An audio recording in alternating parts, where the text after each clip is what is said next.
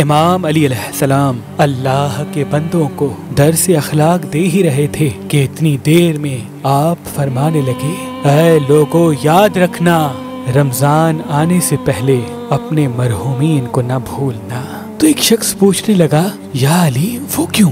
بات جب یہاں تک پہنچی تو امام علی علیہ السلام نے فرمایا، میں نے اللہ کے رسول سے سنا جب رمضان قریب آتا ہے تو قبرستانوں کی قبروں میں ایک کوہرام برپا ہو جاتا ہے، ہر قبر سے ہر مرا ہوا انسان چیخ کے اپنے زندہ لوگوں کو بلاتا ہے کہ اے دنیا میں رہنے والو، اے زندگی بسر کرنے والو، آؤ ہماری قبر پہ بیٹھ کے ہماری مغفرت کے لیے دعا کرو۔ جیسے آج تم زندہ ہو، کبھی ہم بھی زندہ ہوا کرتے تھے، جیسے آج تم اس موت سے بے خبر ہو، ویسے کبھی ہم بھی ہوا کرتے تھے۔ تو اس شخص نے پوچھا، یا علی مرحومین کی آوازیں رمضان سے پہلے قبروں سے کیوں آتی ہیں؟ امام علی علیہ السلام نے فرمایا، کیونکہ اللہ کا وعدہ ہے کہ رمضان سے پہلے اور رمضان میں جو بھی انسان جس قبر پہ آ کر اس کی مغفرت کے لیے دعا کرے گا تو اللہ اس مرحوم کے گناہ معاف کر دے گا۔ تبھی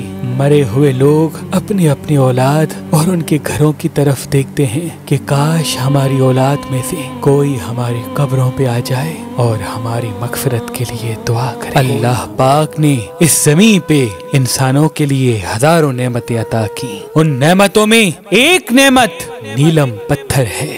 اللہ کے ولی حضرت شاہ شمس تبریز نے فرمایا، جو انسان نیلم پتھر کو زحل کی انگلی میں پہنے گا تو اس کے سامنے دوسرے انسانوں کے چہرے واضح ہو جائیں گے، کون اس کا اپنا ہے اور کون اس کا دشمن وہ ایک جھلک میں پہچان لے گا۔ تبھی اس پتھر کو انسان پہچاننے کا پتھر بھی کہا جاتا ہے۔ تو ابھی فون اٹھائیں اور مہربان سٹونز کے نمبر پہ کال کر کے یہ نیلم پتھر حاصل کریں۔ اگر ہمارا نمبر آپ کو مصروف ملتا ہے تو آپ ہماری ویب سائٹ مہربانلی.com یا ہماری اپلیکیشن سے بھی یہ نیلم پتھر حاصل کر سکتے ہیں۔ اللہ تمام مومنین کو سلامت رکھے۔